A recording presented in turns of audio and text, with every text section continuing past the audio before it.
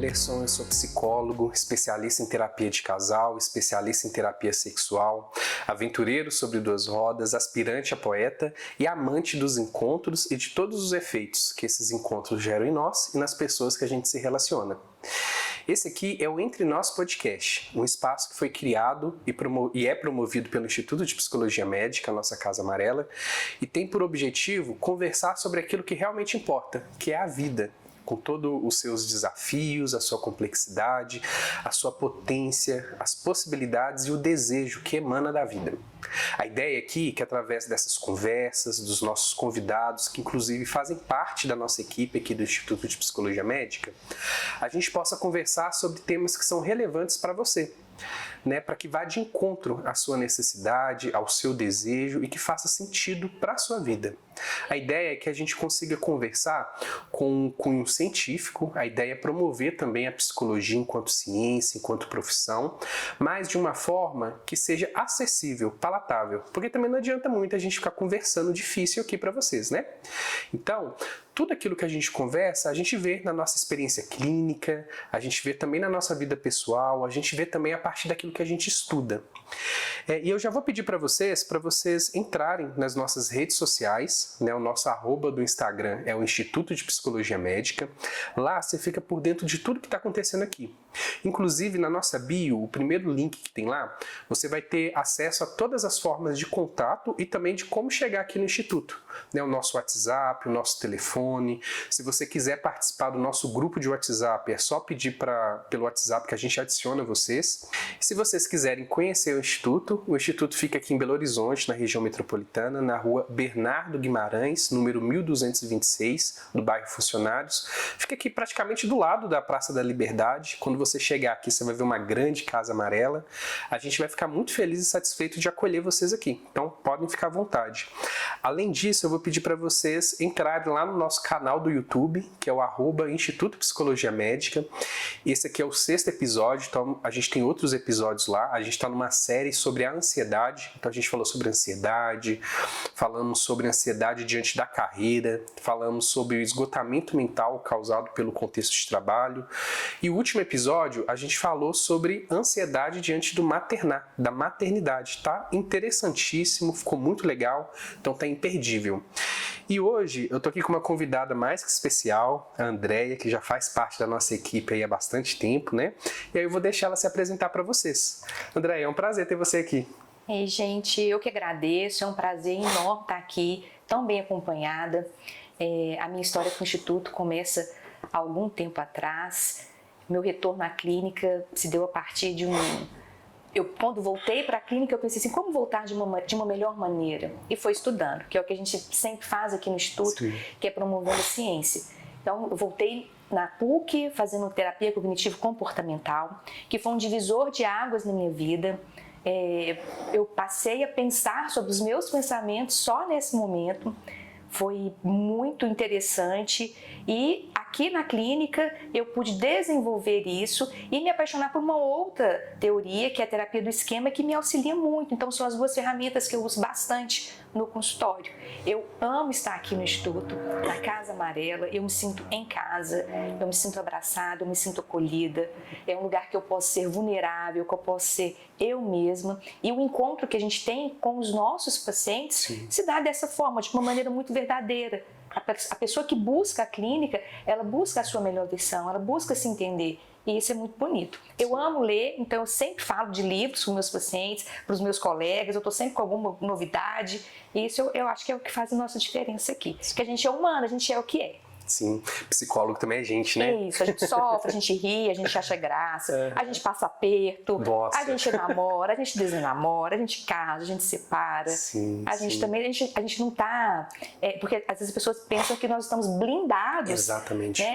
Ao sofrimento. O sofrimento faz parte da nossa caminhada. A condição da vida, né? Exatamente. E hoje a gente vai conversar sobre um tema que é intrigante, nos atravessa, seja enquanto profissionais, seja na nossa vida pessoal, Sim. Que é os relacionamentos, E antes de falar o nome do tema, quero ler aqui para vocês um trecho, de uma citação da Yara Anton, de 2022. Ela é uma teórica assim da terapia de casais, e ela fala o seguinte: Vínculo é tudo aquilo que liga, ata ou aperta. É nó, é liame. É o que dá nexo e sentido às palavras e à própria vida. Vincular-se significa relacionar-se com, eternizar-se, perpetuar-se, imortalizar-se.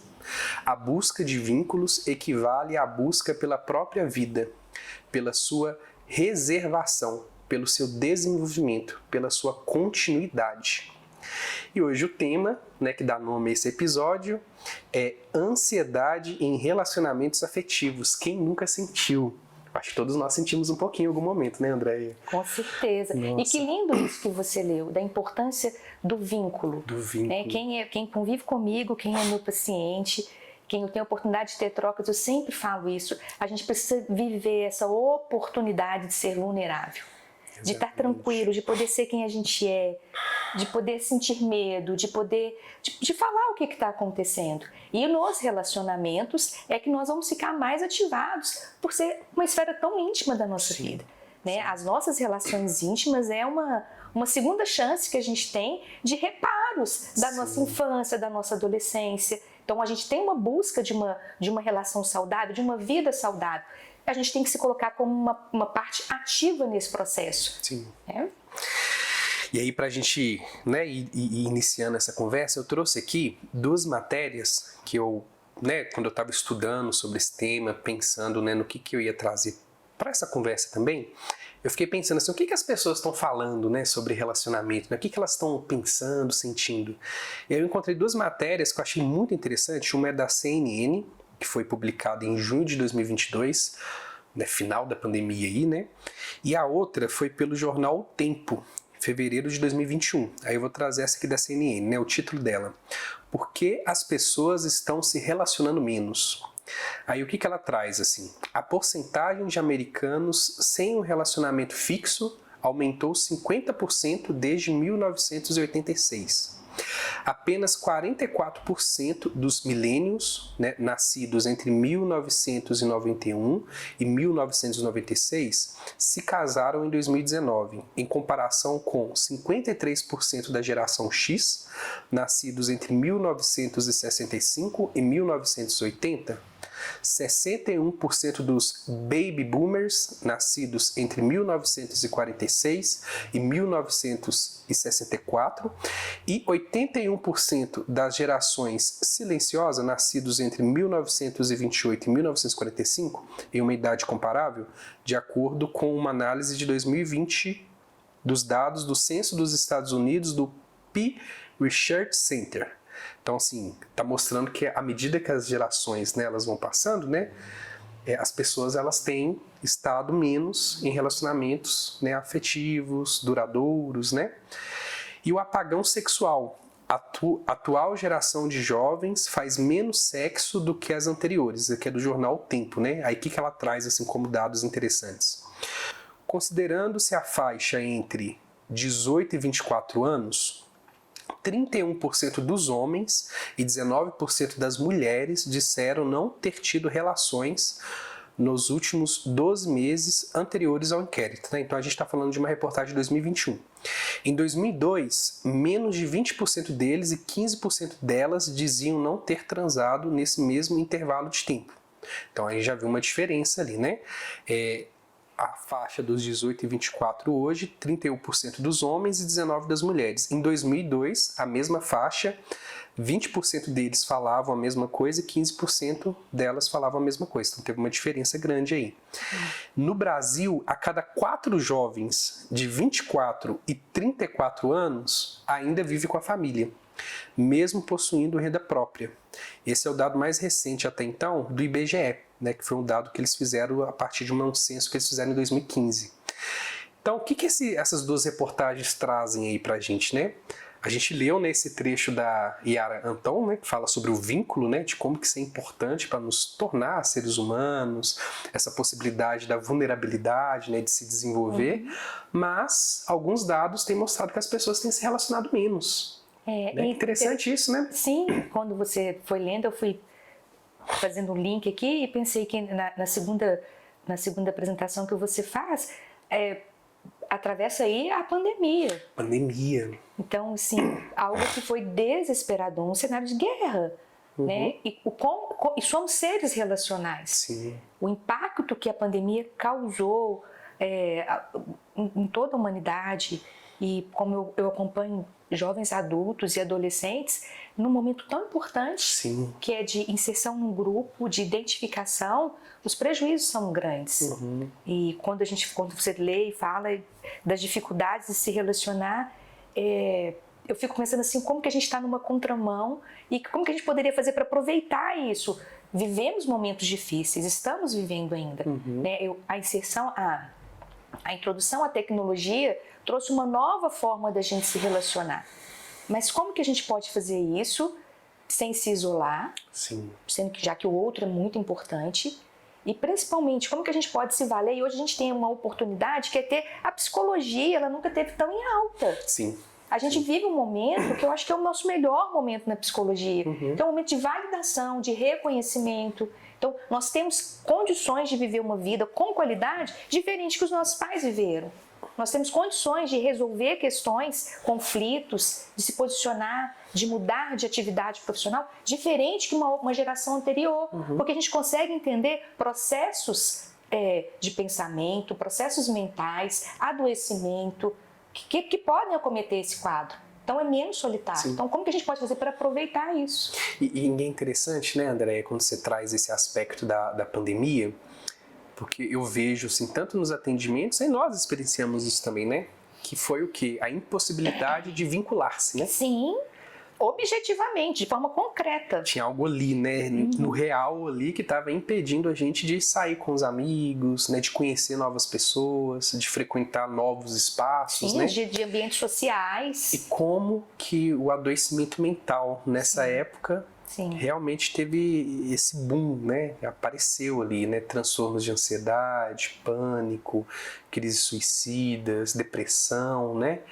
Como que, não é só isso, né? Mas como que a ausência dos vínculos Sim. impacta enormemente na nossa saúde mental, né? Sim. E aí vem esse questionamento, né? Uma primeira perguntinha aí pra gente ir conversando, né? Eu tenho notado muito, assim, nos meus atendimentos, como que essa geração mais jovem, né?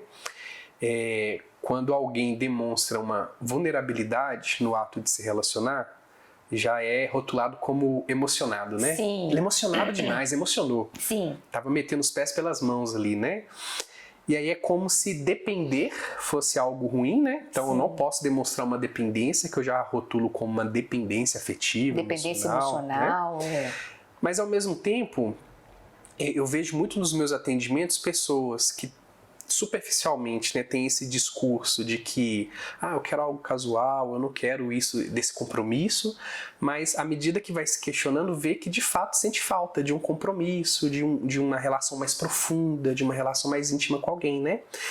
E aí, né, dependência versus independência. É possível conciliar esses dois polos em um relacionamento? O que você está vendo aí no consultório? O que você acha? Na minha prática clínica, Wellington, eu tenho acesso a jovens, adultos e adolescentes. Então, eu pego ali um segmento que é muito intenso. Sim. E que, por muitas vezes, estão experimentando pela primeira vez as relações.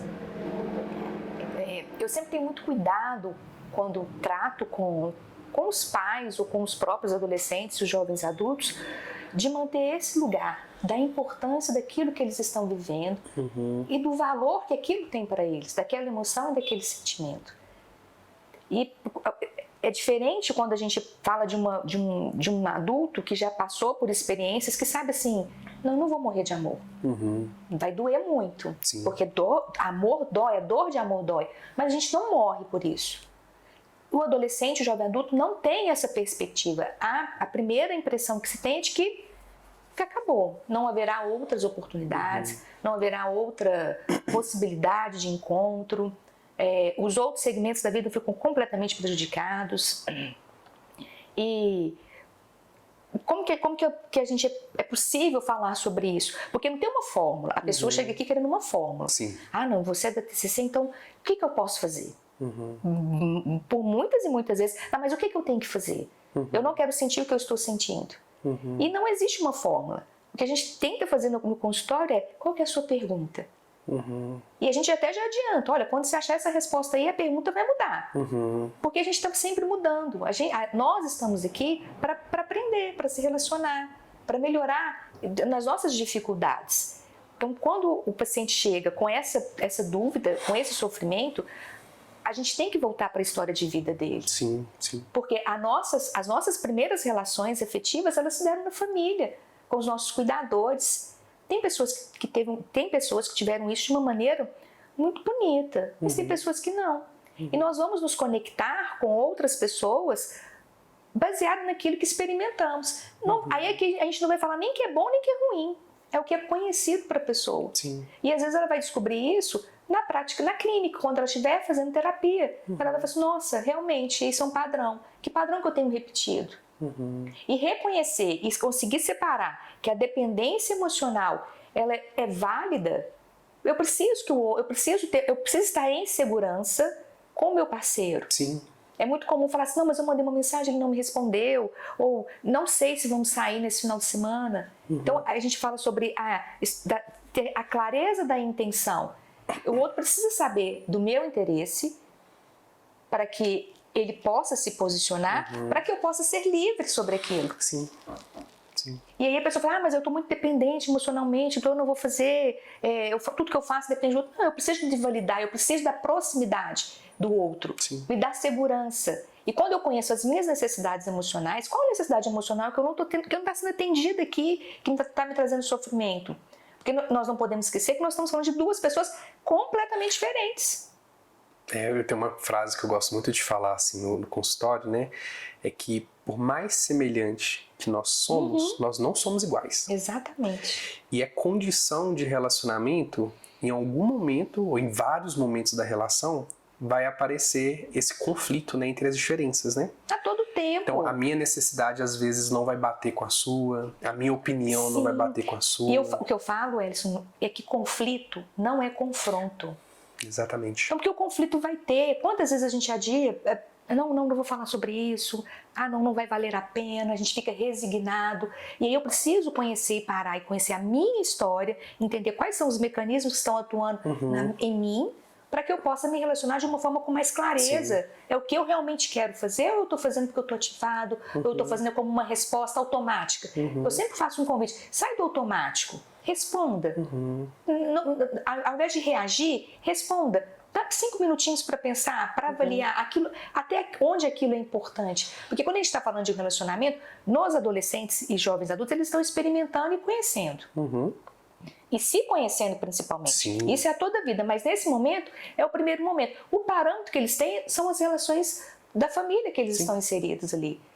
Então a gente vai ter muito mais interferência quando é jovem adulto e quando é adolescente. Sim. Os pais ficam muito angustiados de verem um filho sofrer, a filha sofrer.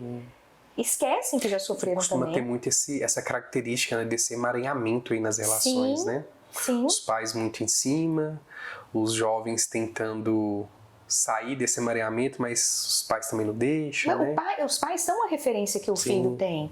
Então, quando o filho está em sofrimento, em especial por conta de um relacionamento amoroso, o que é mais comum é o pai e a mãe querer acertadamente falar o que deve ser feito. Sim. E desconsidera qual é a relação, qual é a intenção, como que aquele filho se posiciona, quais são as necessidades que ele tem. Porque às vezes a outra parte não está correspondendo ou corresponde de uma maneira que é inadequada, mas tudo na perspectiva do adulto que é muito mais experiente. Sim. E também que não está vivendo aquela experiência. É uma coisa curiosa, porque embora ele tenha muita experiência, mas daquela experiência ele não está vivendo. Sim.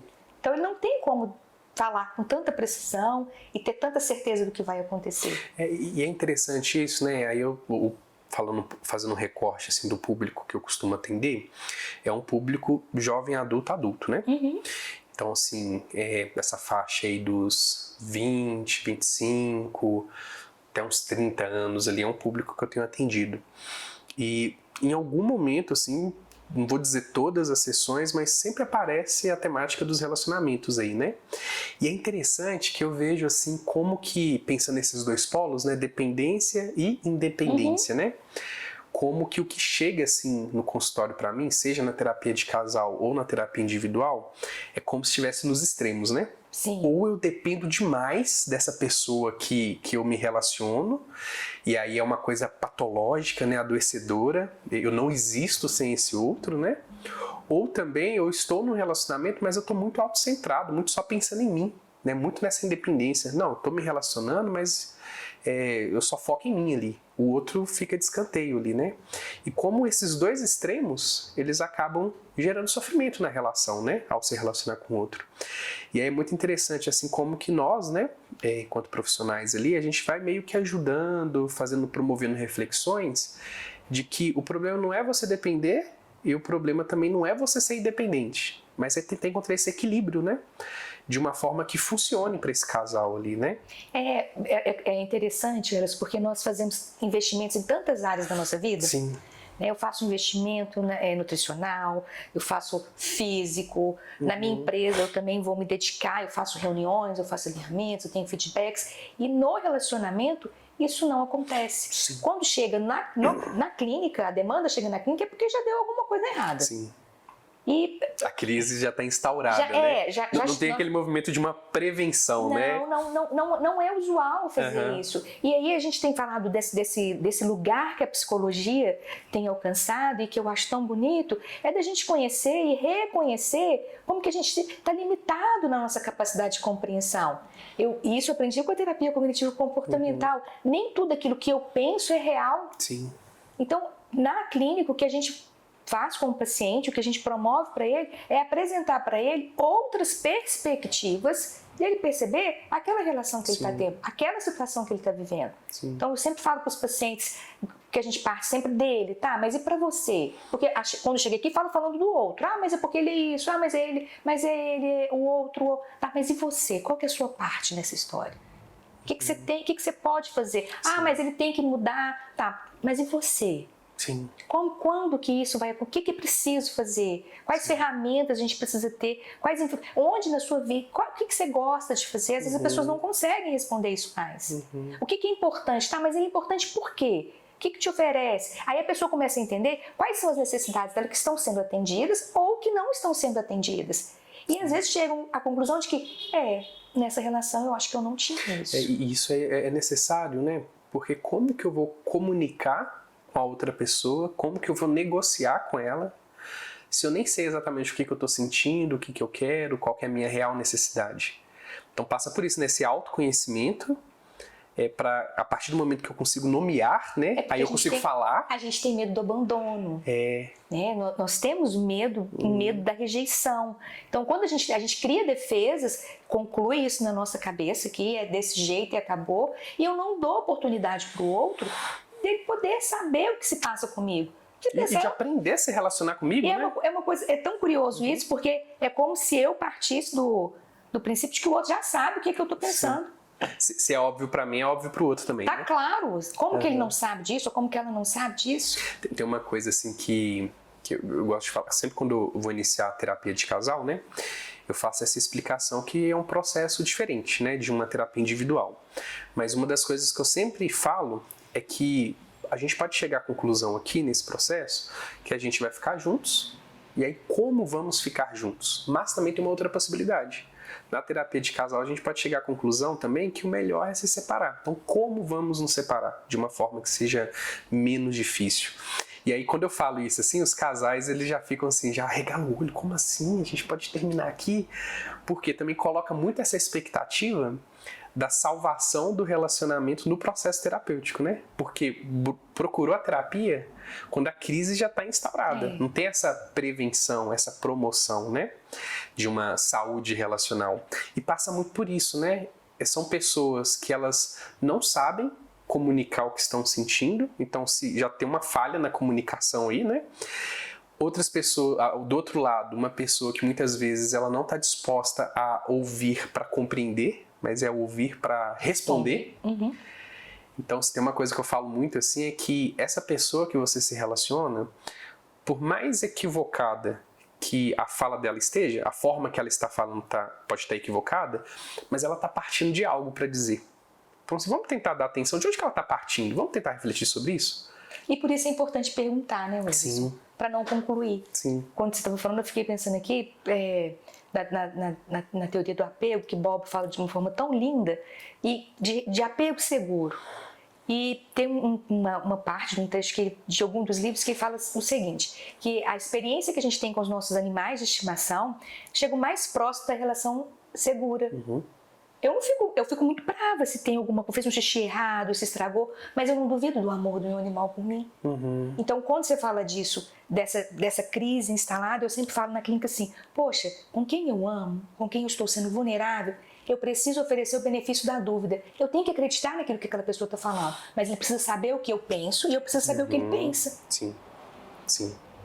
E é interessante, né, porque pensando nesses conflitos, nesse apego, né, é entender que os relacionamentos, eles é um contexto de aprendizado, né? Eu tô aprendendo sobre mim, sobre o outro, e tô aprendendo a me relacionar com essa outra pessoa. Então eu preciso, de fato, né, desse benefício da dúvida, ou então, assim, deixa eu considerar isso que a pessoa tá falando, né?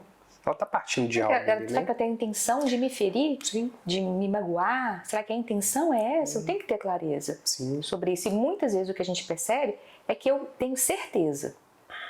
E eu sempre falo com meus pacientes, lugar de certeza é lugar de esquema. Sim. A gente não tem essa certeza. Eu preciso perguntar, eu não posso saber o que passa na cabeça do outro. Sim. Então, esse lugar da intimidade, ele nos confere, é um privilégio, é um conforto. O que aconteceu? E está aberto para ouvir. Intimidade é profundidade relacional, né? Eu poder estar ali sem máscaras, sem armaduras, né? Tá na nu, né, para outra pessoa, né? E aí a próxima pergunta, né? Não sei como que é para você, assim, Andréia, mas eu noto isso no consultório, né? Li algumas coisas sobre, mas você percebe, né, uma diferença na forma de lidar com os relacionamentos a depender da geração que está envolvida nessa relação? Adolescentes, jovens adultos, adultos? Sim, percebo sim, Elison. Hoje, na minha prática clínica, eu tenho mais adolescentes. E é lindo, porque me lembra toda vez como foi meu primeiro amor. Então, é muito lindo ter essa experiência, essa oportunidade. E é muito intenso. Então, ali tem uma certeza de que há um sofrimento e que eles vão morrer e que não vão superar e que nunca mais, da minha vida, nunca mais vão encontrar outra pessoa. E aí eu começo a trabalhar muito com eles também a questão da autocompaixão, de ser compassivo consigo mesmo, de compreender o que aconteceu, qual é a nossa responsabilidade. Porque quando a gente fala de relacionamento, embora a gente está falando de duas pessoas, cada pessoa traz uma bagagem, traz um contexto familiar. E na experiência afetiva e íntima é a nossa oportunidade, é a nossa segunda chance para atender as nossas necessidades emocionais que não foram atendidas. Reeditar isso, né? Sim, ressignificar. Toda vez que a gente se relaciona, e por isso que é importante e que a gente tem que ter tanto cuidado quando a gente fala assim, não quero me relacionar. Porque são oportunidades que a gente tem muito proximamente, de forma digna, verdadeira. Olhar para mim e falar assim, o que eu preciso? Sim. Qual que é a minha parte? Porque não tem a ver com o outro, tem a ver comigo. Porque quando a gente está falando aqui de necessidades emocionais que não foram atendidas, e se eu falar de uma família que é disfuncional, por exemplo, e às vezes o jovem adulto, o adolescente se dá conta disso e fala, nossa, realmente me faltou muito. E agora? Como eu vou preencher esses vazios? Não é no outro. Aí, né? Não é o outro que vai fazer isso, sou eu. Eu preciso desenvolver em mim o meu adulto saudável. E aqui no consultório é que vai entrar a parte do terapeuta. Sim. É essa função que a gente faz, de regular esse paciente, de uma forma de um espelhamento. Até onde ele pode ir. Como que a gente pode caminhar? Porque muitas vezes ela não vai ter esse retorno em casa. Porque é difícil a gente lembrar que a nossa prática clínica são 50 minutos, 1 hora com o paciente. Sim. Então, o convívio é muito mais intenso. Então, é como se eu falo que eu cheguei aqui no consultório, eu vou expandir a sua mente. A rotina reprime de novo, aquela rotina que é pesada, aquela dureza que é imposta, o sofrimento. Aqui a gente expande. E é um exercício, é uma ginástica. Sim, sim. E isso que você falou, né, dessa intensidade que você nota nos adolescentes e no jovem adulto, né? É muito interessante isso, né? Eu noto muito isso, essa intensidade, e que muitas vezes eu fico com essa impressão que talvez eu estou nomeando de uma forma equivocada ali. Talvez não seja uma intenção. Ah, fulano ele é intenso, eu amo. Não é isso. Às vezes fulano ele é muito ansioso, né? Ah, sim. É uma ansiedade de separação, de desamparo, né? Esse medo de perder o outro, como se eu vou existir sem esse outro. A gente vai estar falando aqui das atrações, como que a gente se conecta. Sim. Por que eu me conecto com determinadas pessoas e por que eu me comporto de determinada maneira. Sim. Então é interessante a gente entender o nosso funcionamento, saber quais são as necessidades emocionais que eu preciso, que eu tenho, o que é importante para mim, para que eu tenha condições de forma muito clara expressar isso para o meu parceiro, que é o mal interessado em ter uma relação boa. Então, nunca é para mim, é sempre para a nossa relação. Aquilo que eu faço é para a nossa relação. Sim. E é muito comum a gente falar, o paciente está com uma demanda, numa relação conturbada, porque essa relação é muito familiar com a estrutura de vida que ele tem. E não precisa ser uma estrutura de vida ruim, pode ser uma estrutura de dependência, por exemplo, de ser sempre cuidado, de não ter autonomia. Eu vou reproduzir isso. E eu fico nessa situação porque é confortável. Mas se eu estou na clínica e eu estou demandando, algum desconforto já tem. E aí eu vou encontro uma outra pessoa que é um contraponto de tudo isso que eu vivi, que eu vivo, que eu conheço. E é muito curioso porque todo mundo brinca que é o tal do dedo podre. Que aí a pessoa fala, não, a pessoa é legal, é divertida, mas falta alguma coisa. Aí na TEA a gente até brinca assim, falta o quê? Falta humilhação, falta o escárnio, o deboche. Porque o que vai manter, o que vai sustentar isso? Quando tá brigando, qual leitura que eu faço? É amor é quando tem briga? É amor é quando tem muitos ciúmes? É amor então é quando eu não aceito? É amor então quando eu exijo e sou atendido? Então é um processo, é um investimento. Eu fico notando assim, é como que hoje se tem uma ideia de que no amor, né, eu estou buscando uma relação com ausência de sofrimento, com ausência de frustrações. Só que na experiência de se relacionar com a outra pessoa, né, com esse outro que se apresenta para mim, é condição das relações. A gente sofrer, aí a partir de algo que machucou, é algo que é possível consertar junto com o outro? Como que a gente vai fazer para reparar isso, né? E aí é como se, eu brinco assim com os pacientes, né, como se quisesse ver Deus sem ter que morrer. Eu quero chegar no paraíso sem ter que passar por esse processo de se relacionar, né? E aí é muito essa experiência, né? Existe essa intensidade, eu quero muito relacionamento, né?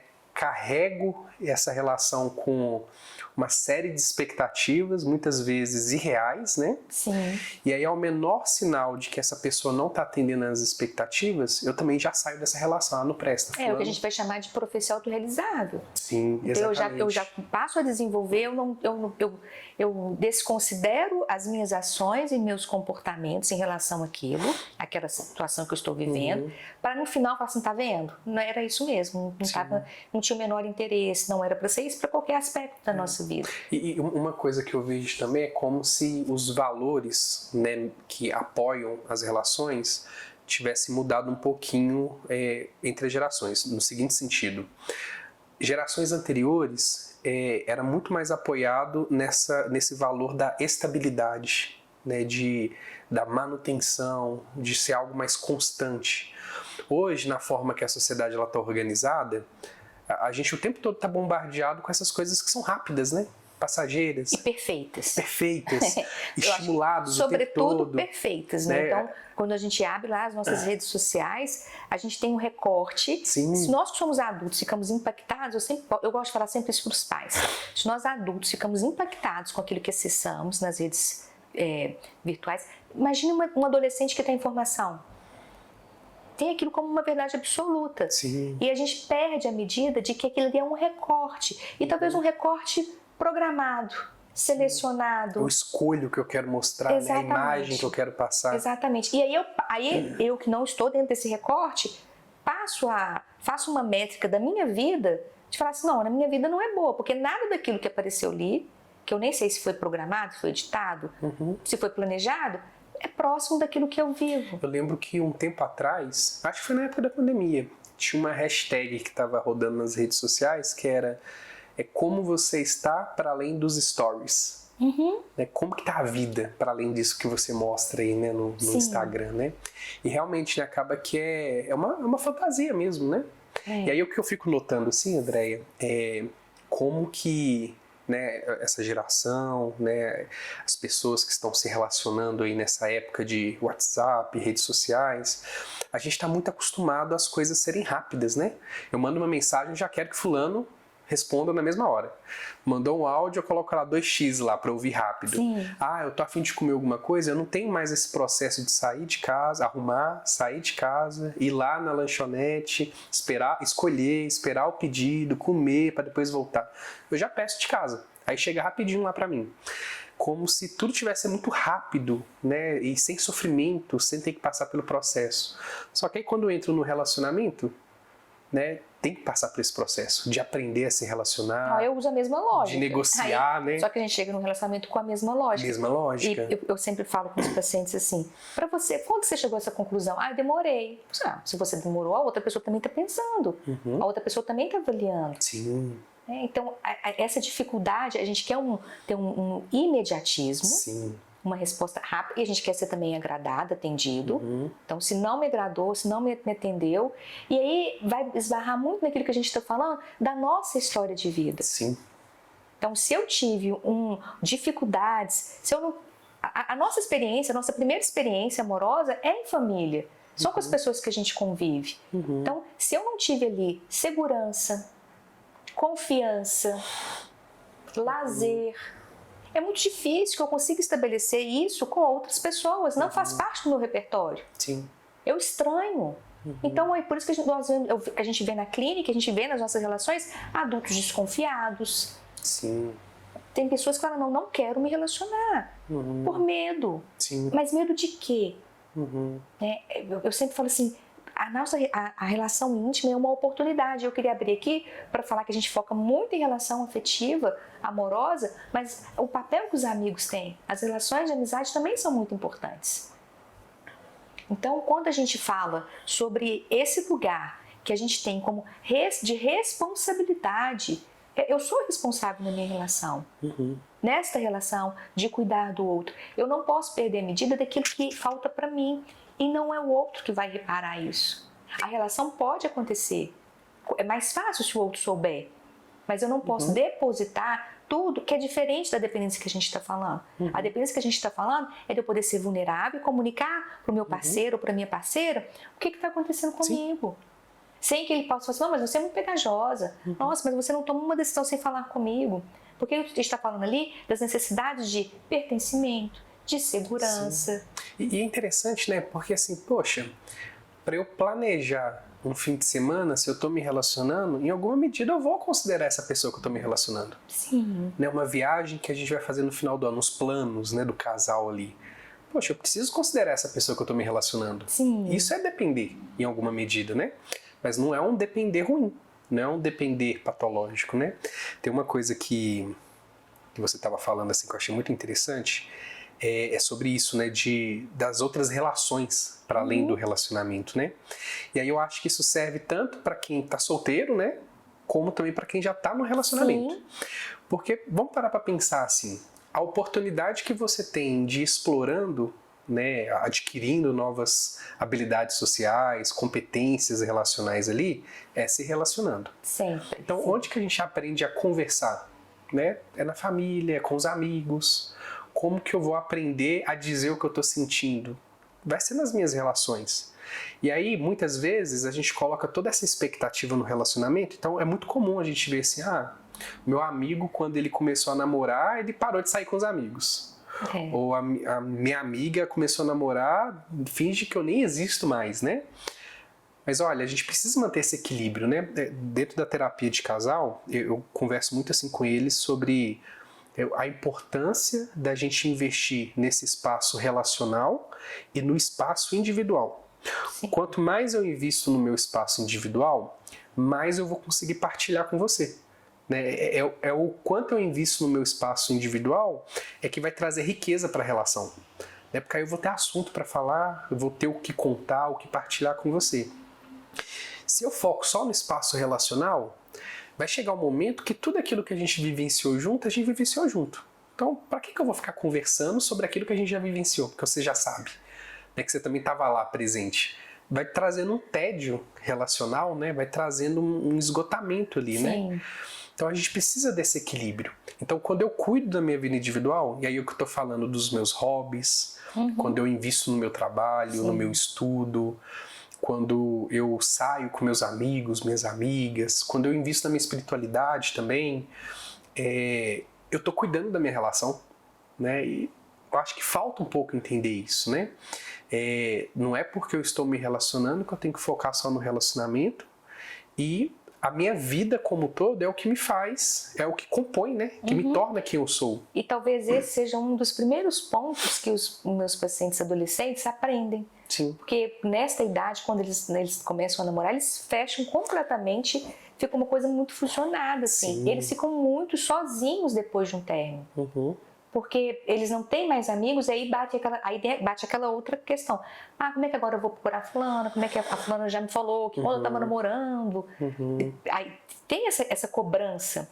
Então, eu acho que é um dos aprendizados que se tem. E que é benéfico. Sim. De saber assim, olha, pois é importante você consolidar, então, essas outras esferas, estar bem, é descobrir de novo o que eu gosto de fazer, além de estar com o fulano que eu gostava, ou além de fazer as coisas que a gente fazia junto, e sozinho, porque eu já existia antes. Sim. Tem uma coisa assim que eu acho legal, assim, que às vezes o paciente ele fala assim, mas ninguém se interessa por mim, ninguém gosta de mim, eu queria tanto um relacionamento, mas eu não sou desejável. Aí eu sempre falo assim, olha, o que torna uma pessoa interessante? O que torna uma pessoa interessante é a maneira que ela acompanha a vida dela. Então, assim, é o que eu faço, né? Minhas experiências, as minhas trocas, o que eu tô lendo, né? Os assuntos que eu gosto, né? O que eu faço da minha vida. É isso que compõe, né? E torna alguém interessante. Talvez, no primeiro momento, vai chamar a atenção mais essa parte estética? Pode ser que sim. Mas se a gente está construindo uma relação que vai perdurar aí, é o que compõe a sua vida. É isso que vai tornar alguém interessante ou não. E aí eu vou incentivando eles, vamos investir mais em outras áreas? E quando você está falando desse cuidado relacional com o outro, ou um relacionamento íntimo com amigos, dessa importância, a gente volta para a nossa intimidade. Como que eu sou? Quais são os esquemas que eu tenho ali? Eu sempre falo com os pacientes assim, a quem está servindo essa relação? Está fazendo sentido para quê? Porque às vezes é uma necessidade, por exemplo, tem uma necessidade de abandono. Aí eu aceito qualquer situação por medo de ser abandonado, por medo da rejeição, ou por estar subjugado. Aí é a profecia autorrealizadora, né? A probabilidade de fato disso acontecer. Isso, exatamente. E quando acontece é muito doloroso. E nós temos uma tendência, né, de se relacionar com pessoas que em alguma medida vão confirmar as nossas crenças, né? A gente procura, a gente tem esse viés cognitivo, é uma coisa danada. É como meu cérebro consegue, é como eu reconheço aquilo que é conhecido para mim, é natural, é naquilo ali que faz sentido. E aí é interessante, né? Como, lógico, né? Não querendo aqui dar um passo a passo, né? Mas se você quer aumentar a probabilidade de você ter relacionamentos em que você fique satisfeito ou satisfeita, ou, né, se sinta realizado ou realizado ali, passa por você investir em você, né? É o primeiro caminho. Como que está a sua relação com você mesmo? Se eu me cuido, né, tenho esse autocuidado, faço uma terapia, pratico exercício, leio bons livros, né, invisto no meu emprego, estudo. Se eu cuido das minhas relações, a probabilidade de você se relacionar com uma pessoa que faz isso também aumenta. Né, porque nós temos uma tendência de confirmar nessas crenças aí, né? Exatamente. Tem uma outra perguntinha aqui, né? São várias, né?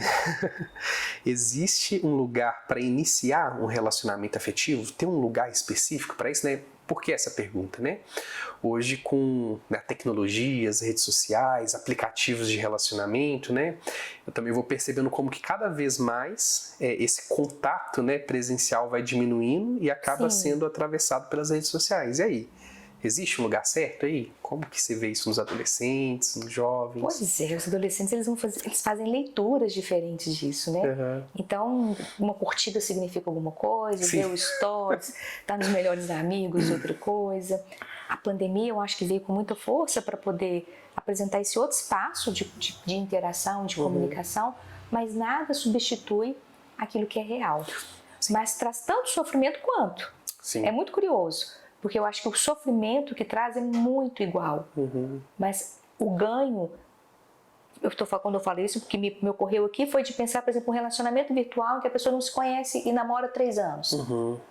Então, os ganhos são bons, pode ser, é por isso que está 3 anos ali. Mas se ocorrer uma ruptura, se algo desarranjar ali, o sofrimento vai ser como se real fosse. Sim.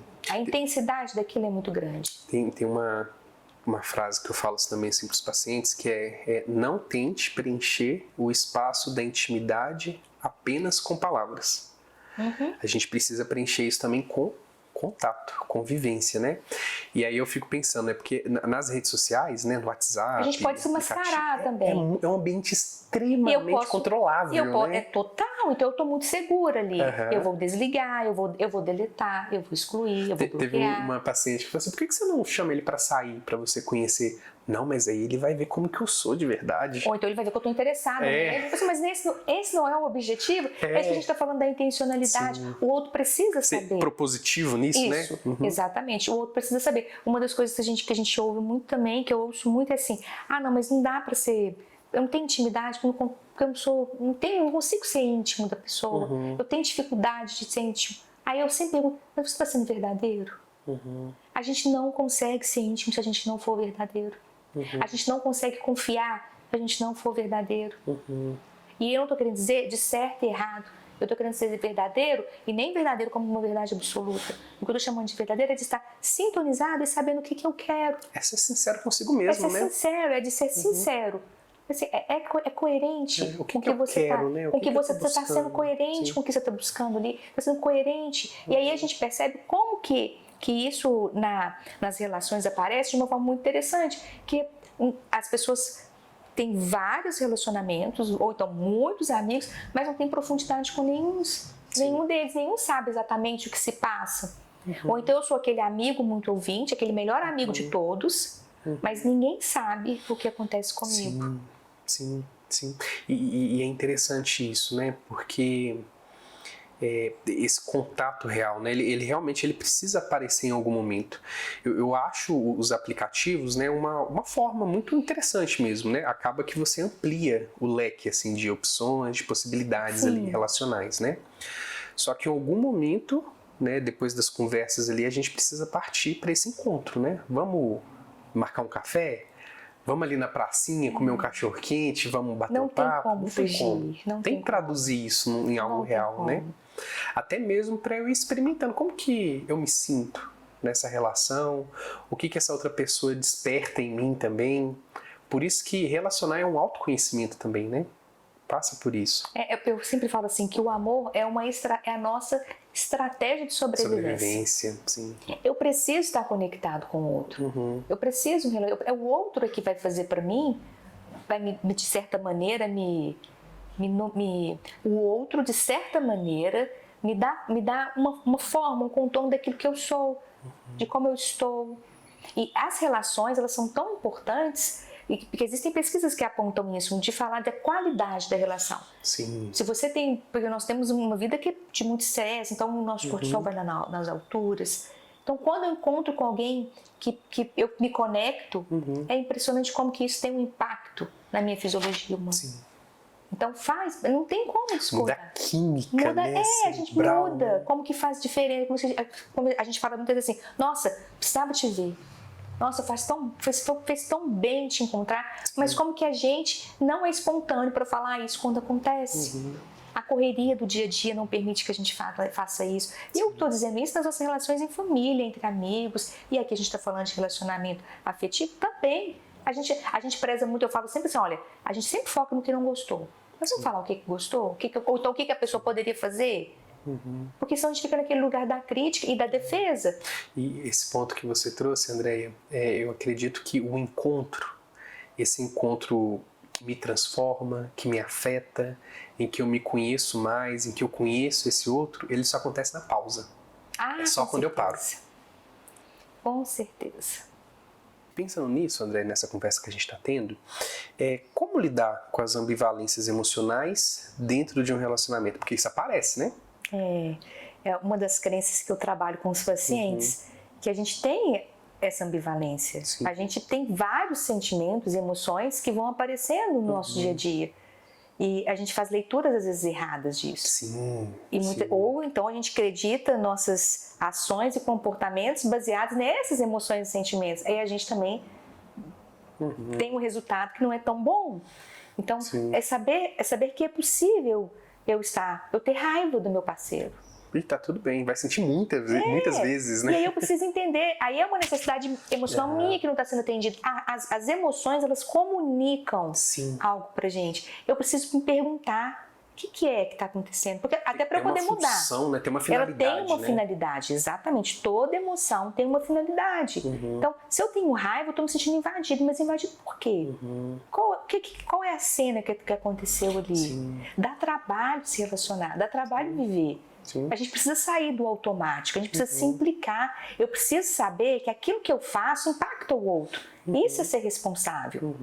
Então, se eu sei que o outro fica magoado por isso, por algum motivo que ele já me explicou, eu vou pautar ali o meu relacionamento. Como que eu posso fazer diferente? Entrando nessa lógica, né? Eu quero um amor para a vida inteira, mas não estou disposto ao compromisso e à responsabilidade que se implica, né? E passa por isso, né? É possível eu amar alguém, mas em alguns momentos eu ficar triste com essa pessoa. O fato de eu estar triste não quer dizer que eu deixei de amar. Sim. Né? A tristeza, ela está comunicando que algo machucou. Né? Aí você se recolhe, fica introspectivo, pensa sobre aquilo. A função da tristeza é essa. Fazer aquela pausa para você identificar onde que está doendo e aí vamos comunicar, olha, o que você fez não foi legal. A raiva é a mesma coisa, né? Tô com raiva, ou eu tô me sentindo injustiçado ou injustiçada diante de alguma situação. Então ela me mobiliza a trazer justiça para uma situação de injustiça. Então a raiva é bem-vinda. É bem-vindo. Sim. Ou eu tô frustrado. E aí, se eu tô frustrado, qual que é a expectativa que foi frustrada? Será que eu chequei isso com a outra pessoa? Olha como é que sempre me mobiliza, né? Sempre eu fazer algo com o outro. Será que ele sabia disso, né? Sim. Então, a importância, então, a gente fala que não tem uma fórmula, né? Nós vamos ter aqui um investimento nas perguntas. Sim. Então, assim, a abertura, como é bom poder conversar com alguém e falar assim, olha, eu te chamei para almoçar para falar sobre isso. Nossa, aquilo que aconteceu me tocou dessa forma. Eu entendi assim, eu senti assim. Eu estou dando oportunidade para o outro corrigir isso. Sim. Para que o outro fale, não, mas não foi a minha intenção. E aí vai entrar aquilo que a gente falou um pouquinho antes, do benefício da dúvida. Realmente, por que ele faria algo para me magoar, para me machucar? Se eu estou construindo ali relações verdadeiras, eu preciso ter um espaço seguro para ser vulnerável. Pode ser que isso não aconteça, porque a gente está falando aqui de uma possibilidade amorosa, afetiva, ideal, talvez.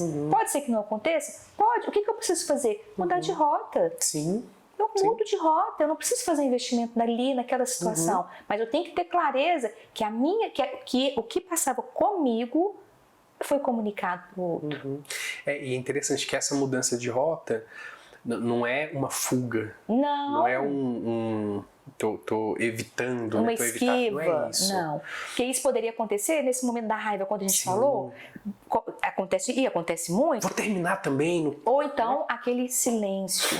Sim. Né? Aquela estratégia do silêncio, de não estar conversando, ou da super formalidade. Boa tarde, o senhor virá almoçar hoje? Sim. A educação fica muito mais de uma forma muito mais intensa, de uma forma fria, desconectada. Porque se a gente for parar para pensar, né, o que a gente está dizendo aqui é o quê? Se expor, né? É lidar. É isso. É se vulnerabilizar diante do outro ali. E, assim, é porque vale a pena. Vale a pena. É porque vale a pena. Quando a gente afirma isso, e quando eu falo isso para um paciente, ou quando eu falo isso das relações que eu vivo, é porque vale a pena. Não tem melhor encontro que o encontro com a gente mesmo. Quando eu sou vulnerável, eu estou encontrando comigo, eu saio aliviado. Então, quando a gente tem um encontro, que a gente consegue falar o que a gente quer, que a gente consegue comunicar, que a gente se sente compreendido, a gente sai aliviado, fala, nossa, é isso. Eu consegui falar. Eu gosto muito assim de música, né? Eu vou citando às vezes assim para os pacientes, né?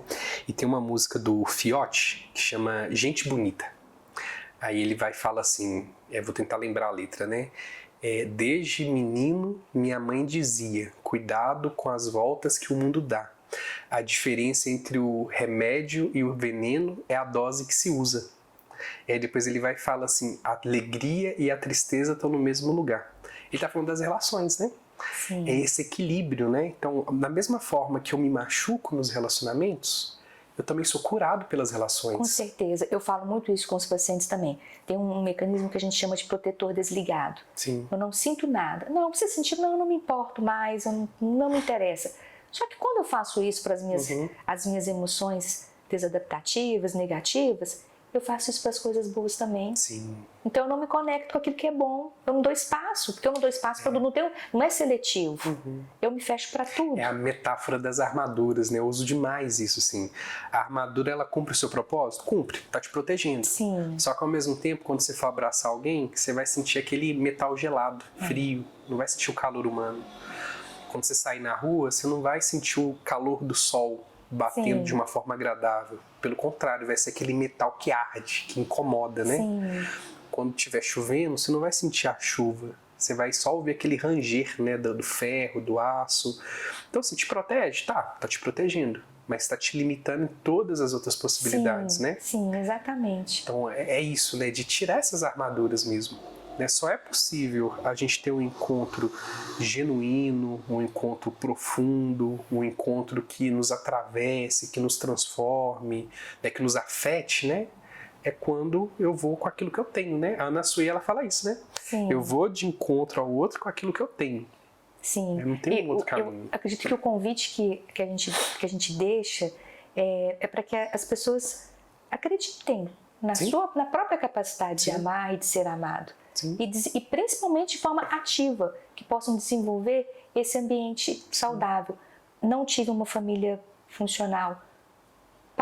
A partir de mim, isso seria possível, tendo a consciência que eu posso desenvolver sobre romper isso. Esses legados, exatamente, né? de não Essas reproduzir. transferências transgeracionais, né, que vão sendo porque o que a gente percebe é que a gente vai reproduzindo. Sim. Então, se eu tive uma relação que era fria na minha família, eu vou desenvolver isso numa outra esfera, e eu falo em todas as esferas, assim, afetivas, íntimas. Então, como que eu posso? Que relação que eu quero ter? Porque eu acho que a gente entra muito numa lógica, Andréia, de entrar muito passivo nessas relações, exatamente, né? Que as coisas acontecem, que é aquela intensidade do amor. Eu tô que é outra coisa também que alguém acontece. que vai me dar isso que eu quero. Mas por que você não cria junto com a outra pessoa? Por que não constrói? Por que não constrói? Não é? Porque não é algo que vai acontecer e que não precisa de investimento mais. Meus pais, minha mãe, né, minha família não me escutava, não me acolhia. Por que eu não acolho?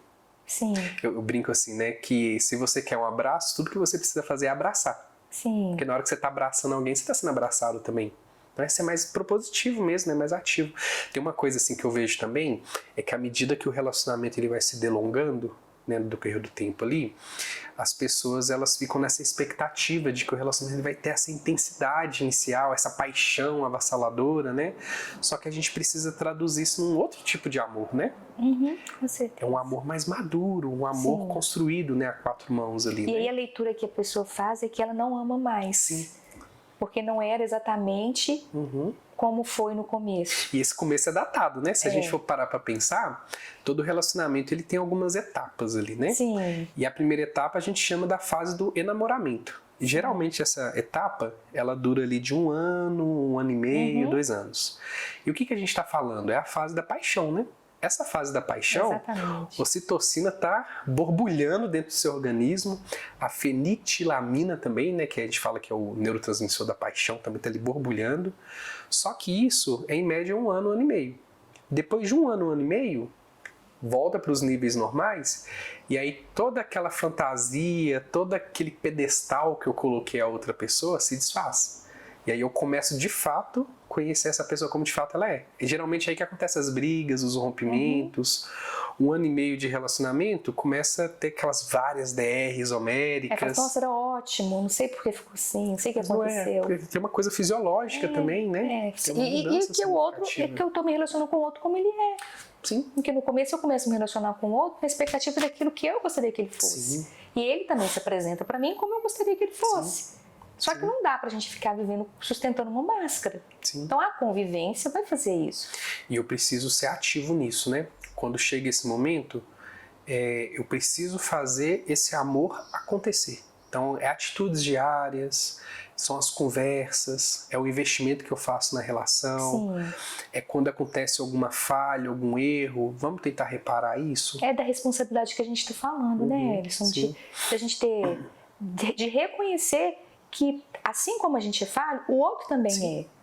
Então, às vezes, eu vou precisar perdoar, eu vou precisar compreender o que aconteceu. Nem sempre eu preciso concordar. Né? O perdão é algo que fica Nossa, distante. necessário para o relacionamento. Porque como é que a gente vai relacionar? Porque o outro vai errar. Eu sempre falo isso com meus pacientes adolescentes, eles ficam super em choque, assim. Namoro foi feito para acabar. Sim. Ótimo. Namoro foi feito para acabar. Porque eu vou virar casamento, então. Se não virar casamento, vai acabar. Sim. E aí, é muito bonito a gente ver que à medida que as relações acontecem, é à medida que elas terminam. Então, se for uma relação respeitosa, que geralmente assim nos adolescentes é muito intenso, mas é muito bonito, é de pura descoberta, é de muito amor, é de muita entrega. E quando termina é desse jeito também, é com muita sinceridade, eu não te amo mais, eu não quero mais. E acaba. Sim. Então, ter essa noção de que isso pode acontecer também nos dá segurança, porque não é só com a gente, não é só a gente que sofre por amor. E isso é uma coisa também que os pais perdem muito com os filhos. Acho que eles esquecem ou não querem se mostrar vulneráveis. Sim. A gente tem medo disso. Sim. Inclusive nós psicólogos também, né? A gente passa por tudo isso, né, André? Claro, claro. É muito interessante isso. André, esse assunto aqui, ele é inesgotável, né? Sim. Vai surgindo outras coisas aí. E passou tão conversar. rápido. Nossa, mas é muito bom, tão né? interessante porque é falar das nossas experiências, né? E tanto que a clínica é bonita em demonstrar isso pra gente. Quanta coisa linda a gente vê na clínica também, de relações que terminam, mas de relações que começam também, né? Do investimento que as pessoas têm em manter aquela relação em funcionamento. Então, eu admiro muito assim, a pessoa fala, eu faço terapia. Uau, já ganhou muitos pontos comigo.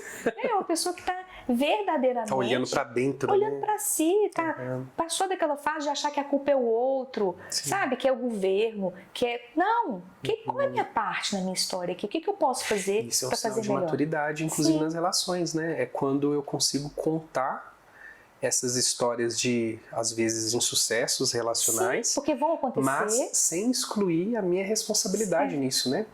Porque um relacionamento, no mínimo, a gente está falando de algo que é construído a 4 mãos. Então, é uma responsabilidade compartilhada. Eu falo que na clínica a gente percebe assim, eles têm uma desresponsabilização. No processo, no início do processo da dor, a culpa é toda do outro. Sim. Ele. Depois, eu deveria ter feito isso, eu deveria ter feito isso. Aí é uma autoculpabilização, né? Total. Até que chega um momento de um equilíbrio. É 50%. Sim. Tem a sua responsabilidade, mas tem a responsabilidade do outro também, que poderia ter comunicado também, que poderia ter feito diferente, mas a gente está aprendendo. Sim. Como é que a gente pode fazer melhor? E por isso que se relacionar é a única alternativa para a gente melhorar. E isso é a vida inteira, né? É um processo de se conhecer, de se dói, curar. E a gente se decepciona, e a gente volta. Esse é o movimento da vida. Não dá pra gente se fechar e viver sozinho. A gente não conseguiria isso. Andréia, se a gente fosse, né, caminhando assim pro final, né? Pensando nessa conversa toda, assim, se você pudesse eleger assim 3 pontos assim que você acha que foram os mais marcantes assim para você dessa conversa, o que você pensaria, citaria aí pro pessoal? Eu acredito que falar que no amor o sofrimento é universal na vida, eu acho que isso é muito importante. Eu acho que quando a gente fala das relações entre o amor e nas relações íntimas, afetivas dos adolescentes e adultos também, eles alcançam de uma forma diferente a dinâmica familiar e a dinâmica individual. E sobre a esperança que a gente tem de poder fazer diferente, de mudar, sabe? De aprender, de melhorar, de construir, sabe? De ser implicado, de ser responsável, sabe? De saber que a minha presença impacta na vida de outras pessoas e como que eu posso fazer isso de uma forma amorosa, gentil. Sim. Para mim fica 3 pontos, assim, é isso, né, de que é um eterno processo de aprendizado, né? ao se relacionar com as outras pessoas, seja no relacionamento afetivo, seja no relacionamento de amizade, né? Sim. A riqueza que esse vínculo traz, né? Eu tô aprendendo sobre mim e sobre esse outro que eu tô me relacionando o tempo todo. Uma outra coisa que fica muito marcada para mim é a possibilidade de se vulnerabilizar, né? O quão importante isso o tanto que é necessário. Necessário. É só assim que a gente consegue, de fato, ter encontros, né, reais, que nos transformam. Verdadeiros. E é assim que eu consigo ter intimidade. Sim. Eu só consigo ter intimidade, não ter intimidade se eu for verdadeiro. E uma coisa assim que me marca também é isso, né? De como que os sentimentos, emoções, eles têm algo a dizer pra gente. Sim. E aí a gente, na nossa cultura, né, a gente é acostumado a dar ouvido só para aquilo que a gente rotula como positivo, né? Só amor, felicidade. Só as emoções agradáveis, né? Ali. Agora, uma tristeza, uma raiva, eu tento, na verdade, omitir, ignorar, deixar de lado, mas é tão rico quanto, né? A raiva, a tristeza, às vezes a culpa também tá dizendo algo pra gente. A gente precisa dar ouvido para isso, né? Tô vendo que você trouxe alguns livros aí, né? Eu pedi para você trazer algumas indicações aí pro pessoal que tá nos assistindo. Sim, são livros que fazem muito sentido na clínica para mim e que eu percebo que eu posso indicá-los, que são livros acessíveis para quem não é psicólogo, né, para o público geral. 2 aqui são de esquemas aqui, que seria Sua História de Amor, que é do Bruno Luiz e da Kelly. É muito bonito porque vai falar como que a gente constrói a nossa relação. Esse aqui que a gente fala, brinca muito sobre o dedo podre, que é Armadilhas da Química Amorosa, também é do Bruno e da Kelly, e é assim, sensacional, é fácil, é fluido de ler, a gente se reconhece nas histórias apresentadas aqui. Você falou dela agora há pouco, né? Que é o que a gente está falando aqui, que a gente mira no amor e acerta na solidão. Como que o amor é solitário? Como que essa construção ela é solitária? É um livro lindo também de ler. E um outro que eu trouxe, que é do Bob, que eu falei, são dois profissionais que falaram sobre ele, chamado Apegados.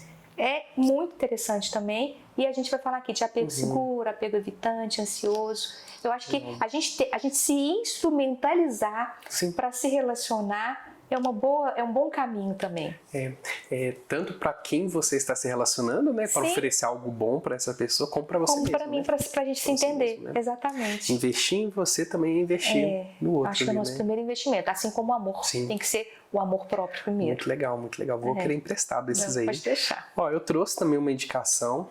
Esse livro aqui é O Casal Nosso de Cada Dia, da Solange.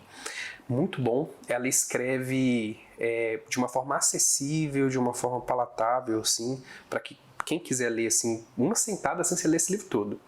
E aí ela brinca, assim, nesse livro, porque você tem 2 opções de ler esse livro. Você pode ler ele como um livro convencional, né, do começo, meio e fim, mas em alguns pontos aqui, em alguns tópicos, ela coloca assim, vá ao ponto 6.9. Aí você pode ficar brincando assim, né, com os temas, né, passeando pelo livro. Você pode se deixar sendo conduzido por ela, né? E uma outra indicação que eu tenho é de uma série que tem na Prime Video, da Amazon, que é a Modern Love, né? E essa série, ela foi inspirada numa coluna que tem, eu acho que no New York Times, né, em que eles trazem histórias reais de amor moderno, né? Só que aí eles fizeram uma dramaturgia em cima dessas histórias. E é muito interessante porque é diferente disso que a gente está acostumado, assim, de um amor muito romantizado, muito fantasiado, e traz histórias reais ali. Então fica a indicação, eu sempre indico. Né, legal, vai anotar também. Vai gostar, sou apaixonado com essa série. André, eu queria te agradecer pela sua presença, foi muito bom esse encontro. Dá pra gente fazer vários episódios, na verdade, né? Eu acho que a gente desdobra, é um assunto que a gente consegue desdobrar, né? Eu agradeço, passou muito rápido, fiquei muito feliz. Eu espero que o que a gente construiu aqui faça sentido para muitas pessoas, que seja um ponto de começo de mudanças. Falo que estou aberta aqui no Instituto, a Casa Amarela está de braços abertos, assim, de portas abertas, né? Para quem quiser conhecer. A gente faz um trabalho muito humanizado, muito respeitoso, sempre pensando assim, como que a gente pode oferecer o melhor para quem chega, para quem é vulnerável conosco, né? Porque todo mundo está bem aberto e vulnerável para receber as pessoas. Agradeço também a sua da nossa participação, Sim, a sua sim. participação, a nossa participação foi muito legal. Muito legal. Eu saí daqui assim enriquecido.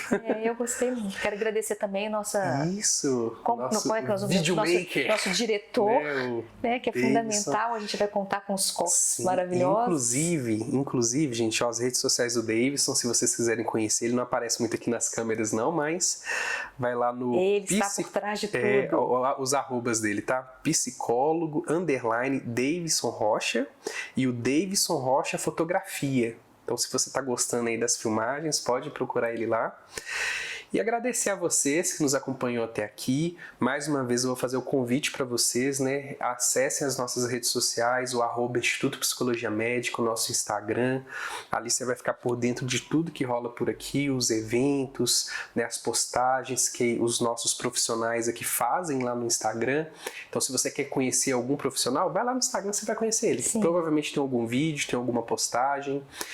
Na bio do nosso perfil, né? Mais uma vez, você consegue ali todos os contatos para você entrar em contato com a gente, o endereço. Vai ser um prazer receber vocês aqui. E o nosso YouTube, né? O nosso canal do YouTube, o @Instituto Psicologia Médica. Além desse episódio, né, que você acabou de assistir, tem outros temas aí muito legais para vocês. E aí não deixa de deixar aí nos comentários sugestões, né? O que você quer que a gente fale aqui? Qual que é a temática que vai de encontro ao que você está precisando? Isso ajuda a gente demais a interagir ali nas redes sociais, nos comentários, tá bom? Mais uma vez, obrigado por ter ficado até aqui.